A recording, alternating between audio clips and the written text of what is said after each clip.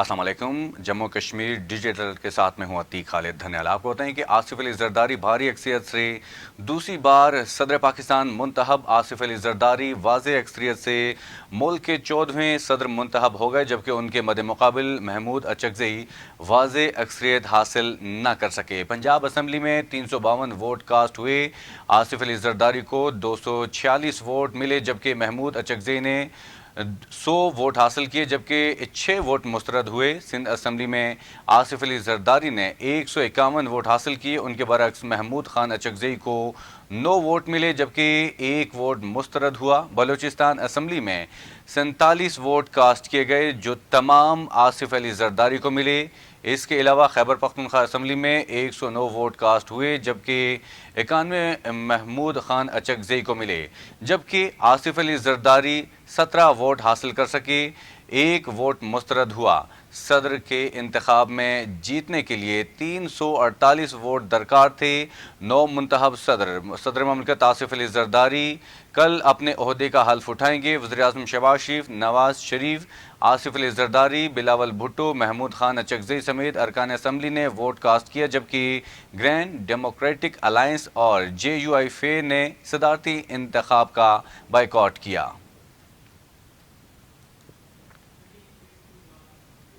چڑھوئی میں مشیر حکومت آزاد کشمیر صبیحہ صدیق کے اعزاز میں PRO سیف اللہ چودھری کی جانب سے استقبالیہ کا انعقاد کیا۔ تقریب میں حلقے کے عوام کی کثیر تعداد میں شرکت۔ مشیر حکومت نے سیف اللہ چودھری کو PRO بننے پر مبارکباد پیش کی۔ مشیر حکومت صبیحہ صدیق نے تقریب سے خطاب کرتے ہوئے کہا کہ اس وقت آزاد کشمیر میں اتحادی حکومت ہے، پیپلز پارٹی اور نون لیگ بھی اس کا حصہ ہیں۔ اگر وہ نہ ہوتی تو کھل کر کام کر سکتے تھے، مگر اب صورتحال مختلف ہے۔ پھر بھی وزیراعظم انوار الحق کی بھرپور حمایت حاصل ہے۔ انہوں نے کہا کہ علاقے کے جو بھی مسائل ہیں انہیں حل کرنے کے لیے بھرپور کردار ادا کریں گے۔ دیگر مقررین نے تقریب سے خطاب کرتے ہوئے مشیر حکومت صبیحہ صدیق کا شکریہ ادا کیا اور ان کی علاقے کے لیے کی گئی کاوشوں کو سراہا۔ میرپور انجمن فلاح و بہبود انسانیت نے خدمت میں عظمت کی حقیقی تصویر پیش کرتے ہوئے 20 سالہ سفر مکمل کر لیا۔ انجمن فلاح و بہبود انسانیت کی جانب سے میرپور میں گردوں کی بیماریاں اور ان سے بچاؤ کیسے ممکن ہے کے عنوان سے امدادی سیمینار کا انعقاد کیا۔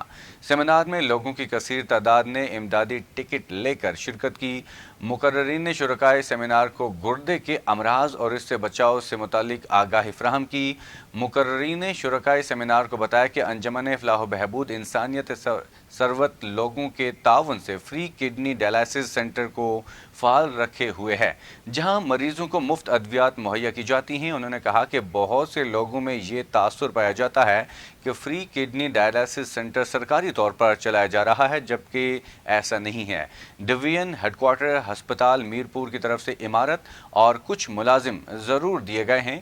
انتظامیہ بھی انجمن فلاح و بہبود انسانیت کے ساتھ تعاون میں پیش رہتی ہے، مگر مریضوں کے علاج معالجے کے لیے تمام تر اخراجات میرپور کے شہریوں بالخصوص سمندر پار پاکستانی کشمیری کمیونٹی کی طرف سے عطیات کی صورت میں پورے کیے جاتے ہیں۔ اس موقع پر شرکائے سیمینار نے انجمن فلاح و بہبود انسانیت کے فنڈز میں عطیات بھی جمع کروائے۔ بھارت کے زیر قیادت مقبوضہ جموں کشمیر کے جنگلات میں لگنے والی آگ سماہنی سیز فائر لائن میں داخل ریسکیو ٹیم کی بروقت کارروائی آگ پر فوری قابو پا کر جنگلات کو آتش زدگی کے بڑے نقصان سے بچا لیا گیا۔ بھارتی زیر قبضہ جموں کشمیر کے جنگلات میں صبح کے وقت لگنے والی سب ڈویژن سماہنی چاہی بلاک میں تیزی سے داخل ہوئی، جس پر انتظامیہ سماہنی اور محکمہ جنگلات کو اطلاع کی گئی۔ سماہنی ریسکیو اہلکاروں اور پاک آرمی نے فائر بریگیڈ گاڑی کے ہمراہ جنگلات میں وسیع آتش زدگی کو بروقت کنٹرول کر لیا اور جنگلات کو بڑے نقصان سے بچا لیا۔ GOC 9 division major general Zulfiqar Ali Bhatti نے کہا ہے کہ ملک دشمن عناصر عظیم فوج کی موجودگی میں ملک کو نقصان پہنچانے کا تصور بھی نہیں کر سکتے، اسی لیے دشمن اندرونی خلفشار کے ذریعے ہمیں کمزور کرنا چاہتے ہیں۔ مزید تفصیلات اس رپورٹ میں دیکھیے۔ GOC 9 division major general Zulfiqar Ali Bhatti نے کہا ہے کہ افواج پاکستان نے ہر محاذ پر ملک دشمنوں کو عبرتناک شکست سے دوچار کیا ہے اور اب دشمن قوم اور افواج پاکستان کے درمیان فاصلے پیدا کر کے ملک کو کمزور کرنا چاہتا ہے۔ ان خیالات کا اظہار انہوں نے ریحسان پل کو کیپٹن فہیم شہید بنگش کے نام منسوب کرنے کی تقریب سے خطاب کرتے ہوئے کیا۔ اس موقع پر DC حیدر حسین، کمانڈنٹ ال اسکاؤٹس کرنل اعجاز، ونگ کمانڈر کرنل جواد حسین، امن کمیٹی کے ممبران اور شہید کے والد اور دیگر ورثہ بھی موجود تھے۔ GOC major general Zulfiqar Ali Bhatti نے کہا کہ افواج پاکستان سیکورٹی اداروں اور عوام نے مل کر دہشت گردوں کو شکست فاش دی۔ یہ جو دہشت گردی کے خلاف جنگ ہے، یہ تقریباً پچھلے 20 سال سے پاکستان کی فوج، قانون نافذ کرنے والے ادارے اور سب سے بڑھ کے جو عوام ہے وہ مل کے یہ جنگ لڑ رہے ہیں۔ تو جو افواج پاکستان کے سپوت ہیں اور لا انفورسمنٹ کے لوگ ہیں وہ قربانیاں دیتے چلے آ رہے ہیں۔ انہوں نے کہا کہ ملک کے استحکام، معاشی ترقی اور سماجی ترقی اور امن کے لیے افواج پاکستان قوم کے شانہ بشانہ ہر قربانی کے لیے تیار ہے۔ GOC نے کیپٹن فہیم شہید کو بھی وطن کے لیے جان کا نذرانہ پیش کرنے پر خراج تحسین پیش کیا۔ TM مغل، ہنگو۔ تحصیل برنالہ حکومتی عدم توجہ کا شکار UC پنگالی کے گاؤں ٹاہو میں گورنمنٹ اسکول کھنڈرات میں تبدیل، سرکاری عمارت مال مویشیوں کا باڑہ بن گئی۔ برنالہ ٹاہو گاؤں میں شہریوں کا کہنا ہے کہ حکومتی عدم توجہ کے باعث علاقے میں قائم سرکاری اسکولوں کی عمارتیں کھنڈرات کا منظر پیش کر رہی ہیں۔ گاؤں کے سابق وائس چیئرمین نے اسکول کی سرکاری عمارت کو مال مویشیوں کے استعمال میں رکھا ہوا تھا۔ انہوں نے کہا کہ تعلیم اور صحت شہریوں کا بنیادی حق ہے، لیکن علاقے میں دونوں محکموں کی سہولیات ناپید ہیں۔ اہل علاقہ نے وزیراعظم آزاد کشمیر چودھری انوار الحق اور دیگر متعلقہ حکام سے محکمہ تعلیم و صحت کے حوالے سے بنیادی سہولیات فراہم کرنے کا مطالبہ کیا۔ یہ اسکول ہے، بوائز اسکول ٹاؤ کا، جو ہم ابھی گاؤں میں گئے تھے تو موجودین علاقہ نے ہمیں ساری صورتحال سے آگاہ کیا۔ تو اس وقت ہم آ گئے ہیں دوبارہ اسکول میں، اور اسکول کی حالت دیکھ لیں آپ، کیا حالت ہے، کوئی بھی چھت کسی وقت بھی گرنے والا ہے، اور ادھر نہ کوئی دروازہ ہے، اسکول کی حالت ہی نہیں ہے، اسکول ہی نہیں ہے یہ۔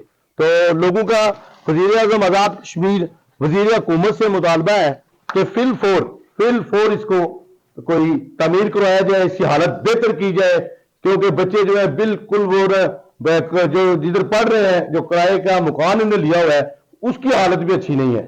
تو اس ترقی کے دور میں، تعمیر و ترقی کے دور میں یہ سکول حالت ہے، یہ تحصیل برنالہ کا سکول ہے، یونین کوسٹل پنگالی کا سکول ہے، ٹاؤ کے گاؤں کا سکول ہے، جس کی یہ حالت ہے۔ راولاکوٹ درسگاہ مدرسہ دارالعلوم فاروقیہ ہلاس بنگوئی میں سالانہ دستار بندی اور فضیلت کانفرنس کا انعقاد۔ قرآن پاک حفظ کرنے والے 6 حفاظ قرآن کی دستار بندی کی گئی۔ قاضی شفیع الرحمان نے حفاظ قرآن کی دستار بندی کی اور اسناد تقسیم کی۔ اس موقع پر ان کا کہنا تھا کہ دینی مدارس کا مسلمانوں کی کردار سازی میں اہم کردار ہے۔ مدارس میں بچوں کو دینی اور دنیاوی تعلیم کے ساتھ ساتھ سنت نبوی صلی اللہ علیہ وآلہ وسلم پر عمل پیرا ہونے کی مکمل تعلیم فراہم کی جاتی ہے۔ مفتی شفیق الرحمان نے کہا کہ اسرائیل مظلوم فلسطینیوں پر ظلم کے پہاڑ توڑ رہا ہے اور امت مسلمہ خاموش تماشائی کا کردار ادا کر رہے ہیں۔ غیرت ایمانی کا تقاضا یہ ہے کہ اسرائیلی مصنوعات کا مکمل بائیکاٹ کیا جائے۔ انہوں نے اقوام متحدہ سے اسرائیل اور بھارت دونوں کے خلاف سخت اقدامات کرنے کا مطالبہ کیا۔ چنار فری ڈائلسس سینٹر سماہنی برانچ کے لیے پونا کی سماجی شخصیت حاجی ثناء اللہ راسب کی جانب سے ایمبولینس عطیہ کی گئی۔ اس موقع پر پونا میں تقریب کا انعقاد کیا گیا۔ تقریب میں مختلف مکاتب فکر سے تعلق رکھنے والے افراد نے شرکت کی۔ تقریب سے خطاب کرتے ہوئے سابق امیدوار اسمبلی چودھری محمد رزاق اور دیگر مقررین نے کہا کہ چنار free dialysis centre Bhimber Azad Kashmir کا واحد فلاحی ادارہ ہے جس کی بنیاد انسانیت کی خدمت ہے۔ ہم سب کو مل کر اس عظیم مشن میں اپنا کلیدی کردار ادا کرنا ہے۔ انہوں نے کہا کہ اہلیان پونا کی جانب سے چنار free dialysis centre Bhimber Azad Kashmir کی پوری ٹیم کے مشکور ہیں، جنہوں نے سماہنی میں ڈائلسس سینٹر کا قیام عمل میں لایا، جہاں گردے کے مرض میں مبتلا مریضوں کو دہلیز پر مفت سہولیات فراہم کی جا رہی ہیں۔ مقررین نے سماجی شخصیت حاجی ثناء اللہ راسب کی جانب سے سینٹر کے لیے ایمبولینس عطیہ کرنے پر ان کا شکریہ ادا کیا۔ مقبوضہ کشمیر میں مودی کی زیر قیادت بھارتی حکومت کی جانب سے کشمیریوں کا عرصہ حیات مزید تنگ کرنے پر بھارتی فورسز کی شہریوں کے خلاف کارروائیاں مزید تیز۔ کشمیر میڈیا سروس کے مطابق مودی حکومت کی ہدایات پر عمل درآمد کرتے ہوئے مقبوضہ جموں کشمیر کے ضلع ڈوڈا میں ڈوڈا کشتواڑ رامبن رینج کے ڈپٹی کمشنر جنرل شرید ہڑپاٹل کی زیر صدارت پولیس کا اعلیٰ سطح اجلاس ہوا۔ اجلاس میں خطے کے انٹیلیجنس اور اسٹیشن ہاؤس آفیسر سمیت تمام پولیس افسروں نے شرکت کی۔ پولیس افسران کو عام لوگوں کے ساتھ ساتھ ان لوگوں کی سرگرمیوں کی خصوصی نگرانی کرنے کے احکامات دیے گئے جو تحریک آزادی سے وابستہ ہیں۔ پولیس افسران کو اپنے اپنے علاقوں میں محاصرے اور تلاشی کی کارروائیاں اور گھروں پر چھاپوں کا سلسلہ تیز کرنے کی بھی ہدایت کی گئی۔ ایڈوکیٹ عبدالرشید منہاس نے کہا کہ عالمی برادری کا فرض ہے کہ وہ بھارتی غلامی کا طوق توڑنے میں کشمیریوں کی مدد کرے۔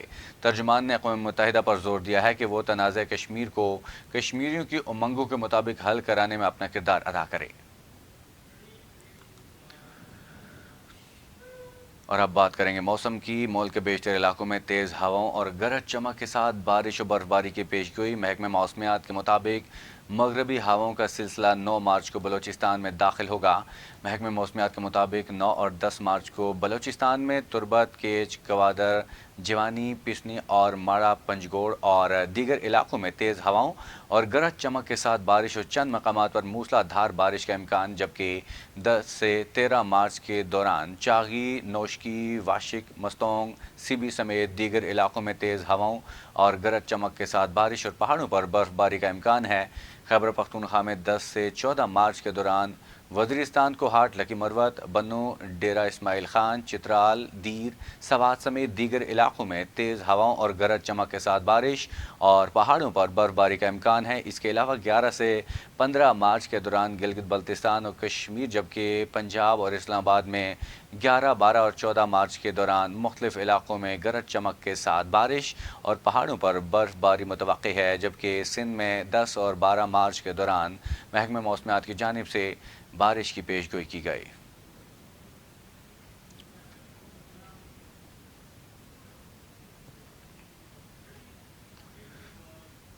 جموں کشمیر ڈیجیٹل کے ساتھ فی الوقت اتنی ہی۔ مزید تفصیلات کے لیے رہیے ہمارے ساتھ۔